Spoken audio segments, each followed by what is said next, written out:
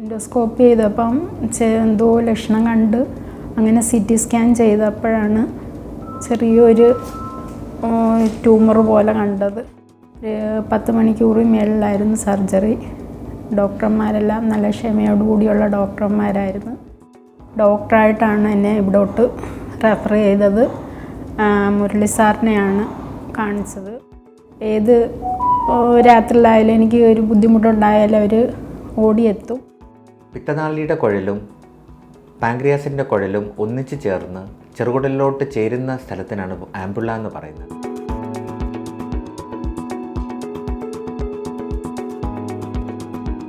എൻ്റെ പേര് ഷൈല. ഞാൻ വരുന്നത് കരുനാഗപ്പള്ളിയിൽ നിന്നാണ്. ഞാനൊരു 2 മാസത്തിന് മുമ്പെയാണ് പാരിഷ് ഡോക്ടറെ കാണിച്ചു. ഡോക്ടറായിട്ടാണ് എന്നെ ഇവിടോട്ട് റെഫർ ചെയ്തത്. മുരളി സാറിനെയാണ് കാണിച്ചത്. സാറായിട്ടാണ് ഓപ്പറേഷൻ നടത്തിയത്. അവർ മൂന്ന് ഡോക്ടേഴ്സ് ഉണ്ടായിരുന്നു. ടീം നല്ല ഡോക്ടർമാരായിരുന്നു. അവർ 3 പേരും നല്ല രീതിയിലാണ് അവരെന്നെ കെയർ ചെയ്തത്. ഏത് രാത്രിയിലായാലും എനിക്ക് ഒരു ബുദ്ധിമുട്ടുണ്ടായാലും അവർ ഓടിയെത്തും. നല്ല രീതിയിൽ നല്ല ഡോക്ടേഴ്സായിരുന്നു. നല്ല രീതിയിൽ അവരെന്നെ എല്ലാം നോക്കിയതും എല്ലാം കൊണ്ടും തൃപ്തികരമായിരുന്നു. എനിക്ക് സർജറി എല്ലാം വലിയ സർജറി ആയിരുന്നു. ഒരു 10 മണിക്കൂർ മേളിലായിരുന്നു സർജറി. ഡോക്ടർമാരെല്ലാം നല്ല ക്ഷമയോടുകൂടിയുള്ള ഡോക്ടർമാരായിരുന്നു. എനിക്ക് ചൊറിച്ചിലായിരുന്നു ആദ്യം.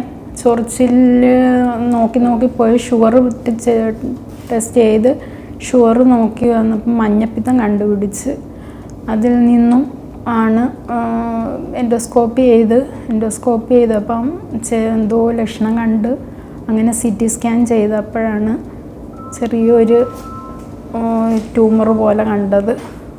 അത് നീക്കം ചെയ്തൊരു 3-4 ഭാഗങ്ങൾ ചേരുന്ന ഒരു സ്ഥലത്തായിരുന്നു. അത് ആണ് നീക്കം ചെയ്തത്. എനിക്ക് ചെറിയൊരു അണുബാധയുണ്ടായി. ചെറുതല്ല, ഇച്ചിരി വലുതായിരുന്നു. അത് അനൂപ് സാറും ലെമൺ സാറും അരുൺ സാറും ആയിരുന്നു. അവർ 3 പേരും നല്ല രീതിയിലാണ് കെയർ ചെയ്തത്. നമസ്കാരം, ഞാൻ doctor Murali Appukuttan, consultant gastro onco HPP and transplant surgeon, doctor KM Cherian hospital, Kallissery, Chengannur.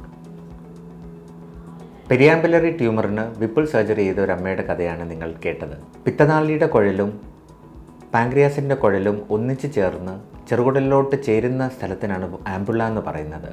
ആംബുള്ളയുടെ 2 centimetre ചുറ്റളവിൽ വരുന്ന എല്ലാ ട്യൂമറുകൾക്കും നമുക്ക് പെരിയാമ്പുലറി ട്യൂമർ എന്നാണ് പറയപ്പെടുന്നത്. ഇത് പാൻക്രിയാസിൽ നിന്ന് ഉത്ഭവിക്കുന്നതാവാം, പിത്തനാളിയിൽ നിന്ന് ഉത്ഭവിക്കുന്നതാവാം, ആംബുള്ളയിൽ നിന്ന് വരുന്നതാവാം, ഡിയോഡിനം എന്ന് പറയുന്ന ചെറുകുടലിൽ നിന്നും ഉത്ഭവിക്കുന്നതാവാം. എല്ലാത്തരം പെരിയാമ്പുലറി ട്യൂമറിനും നമ്മൾ വിപ്പിൾ സർജറിയാണ് ചെയ്യുന്നത്.